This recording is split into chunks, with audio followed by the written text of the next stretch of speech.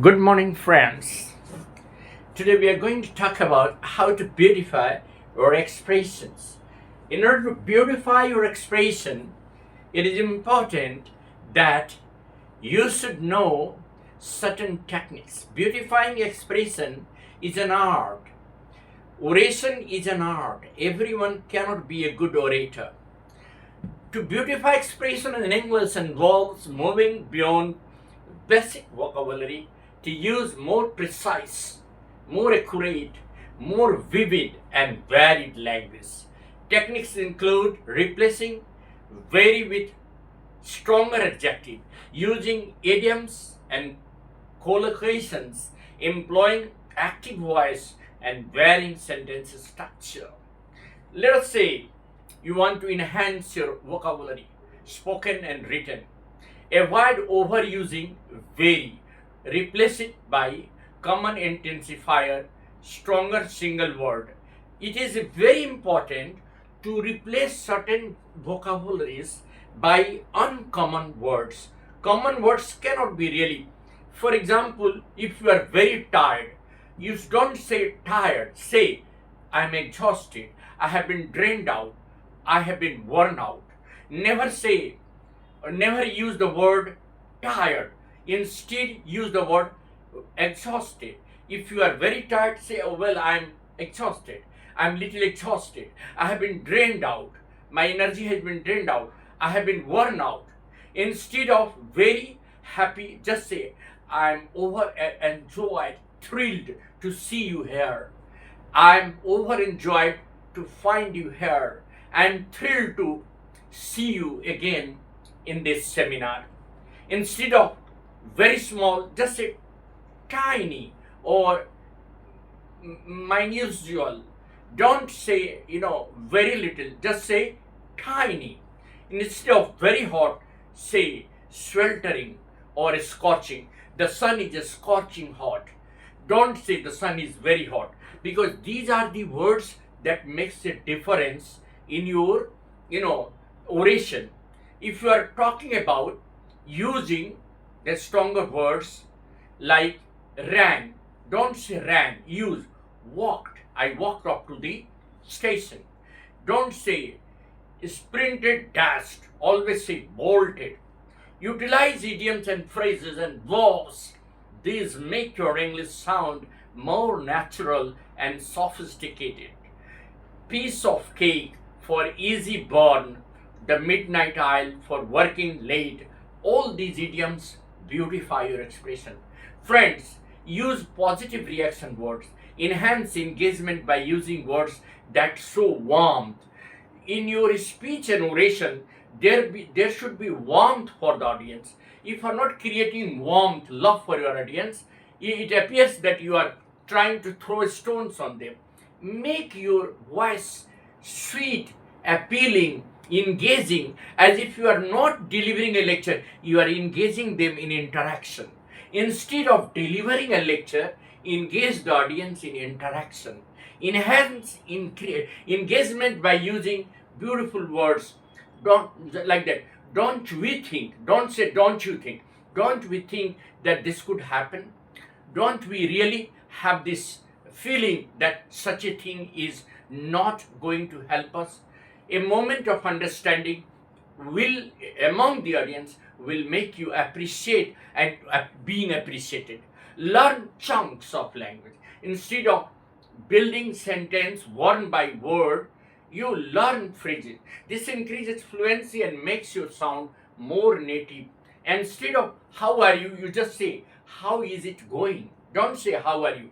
Say how is it going. What is up? What's up? Or when you say what's up means what are you doing. Don't say how are you. How is it going means what's up. Don't say how are you. It is a very old way of asking someone's well-being. So it's in place of saying how are you, say how is going or what's up. Master the intonation and stress. Focus on how words are spoken, not just what is to be spoken. It is very important how words are spoken. Don't always linger.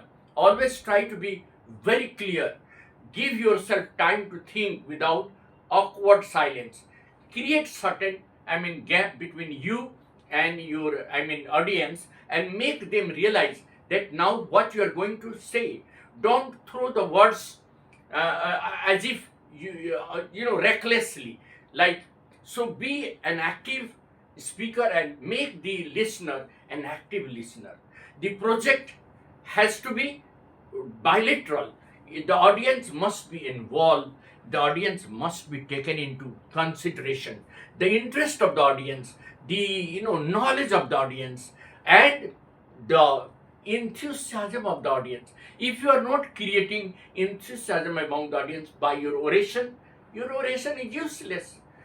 Many of the people in the world start speaking like that. Say that, well, at the very outset they deliver like that. At the very outset, I would like to emphasize on the need of global consciousness regarding environmental deterioration. So when you just say these words, instead of saying that, you put a question. Are we not very serious about the ongoing degradation of environment? Are we really conscious about the global warming? If you put a question, the audience will just have in mind, yes, the speaker is going to talk about the environmental problems. And put a question, the way we are behaving with the environment is right or wrong. You have to decide. The audience will decide whether the audience is really sensitive to the environment or not. Don't we realize? Never ask them question, don't you realize? Always ask, don't we realize the importance of keeping an ecological balance? When you are talking about a political scenario, you always take the facts into account. Like you see, the ongoing war between USA and Iran and Israel has created energy crisis. So if you have the facts about that the increase in the price of crude oil has been, sky high. Sky high means it is increasing very fast, rapidly. So the way the price is increasing, it is going to be, ever increasing, ever high rate of prices, and that is going to create, lots of problems. So instead of saying lots of problems, say that multiple hurdles. There will be multiple hurdles. We will face multiple problems. Instead of using many problems, say multiple problems. If a child is talented in many aspects, use the word multi-talented. This child is a multi-talented. He plays guitar, he sings very well, and he's very good at mathematics. He's a very good student. He's a disciplinarian. So you are using these words to beautify expression. You can say that the man, he's having a lot of knowledge. You can say he's a genius. He's a genius in his field. He is an expert in his field. He has expertise his knowledge. He has made his knowledge, accessible to the people. Accessible means reachable. So don't use reachable. Yeah. Don't say that, am I being heard? Always say no. Am I audible to you? Am I audible to you? Don't ask question that, do you understand? Just say, do you get my points? Well, do you receive my points? Am I being perceived? Has my ideas been conceived? Has my thoughts or have my thoughts been attended? So use certain feelers. Neutralize your expressions like, well, actually what I feel about it is all known to you. Well, everyone thinks, whatever everyone thinks, that is right. But the expression like, well, actually, as a matter of fact, I am also of the opinion, or I believe the fact that you all are aware of this point. All these words make a great sense. Friends, art of oration requires beautifying expressions.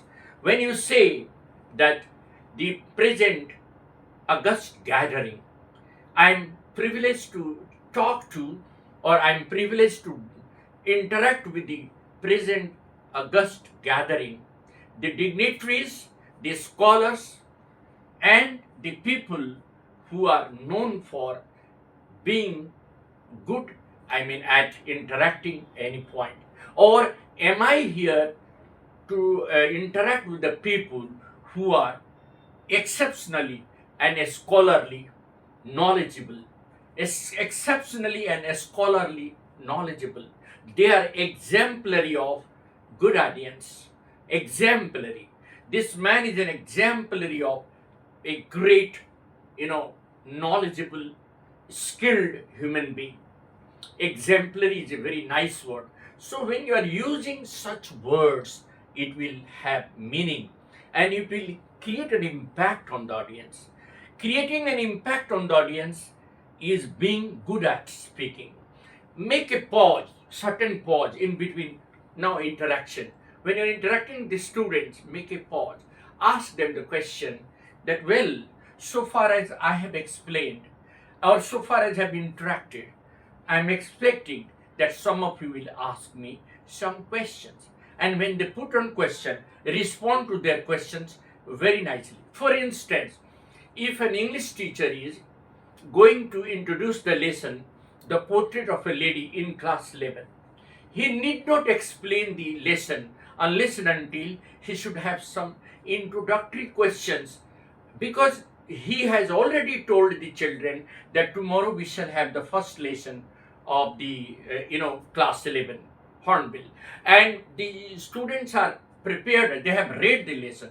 So what is the need of going to explain line by line? That will undermine the very task of creating learning and understanding. You need to have the pre-hand knowledge. Prepare questions on a portrait of a lady by Kushwant Singh. Makes 5 questions which are critical, which implies critical thinking, creative learning, and thought-provoking ideas. Like the teacher, before introducing the lesson, must ask the children, well, what kind of relation do you really expect from your grandparents? This is a question that will strike the mind of the learners, that, well, this is going to be a question related to the lady, the grandmother in the story, the portrait of a lady. They will correlate their own ideas with their own grandparents with that of the story. They will say, well, we are being loved by our grandparents more than our parents. Our grandparents are the sweetest guardians, sweetest parents. They are in the epitome of love and affection. They are the integral part of our life, and they are the treasure of knowledge. They are the real, harbinger of love and affection. So when the children come with this idea that our grandparents have a better understanding of our need than our parents, definitely this will strike the mind that the grandmother in the story has a better understanding of religion, scriptures, and the values of life rather than the parents of Kushwant Singh. And that is the reason why she objected the English education in the city school. She didn't like that school. The reason was that there was no teaching of religion or scriptures. And this clearly suggests that besides bookish knowledge, besides content, it is important that the children must be inculcated with the values of life, such as love for God, love for human being, love for animals, love for children, and love for humanity. So if the questions are meant for diagnosing the children's mental setup, then only the lesson should be introduced, and there is no need to explain the lesson line by line.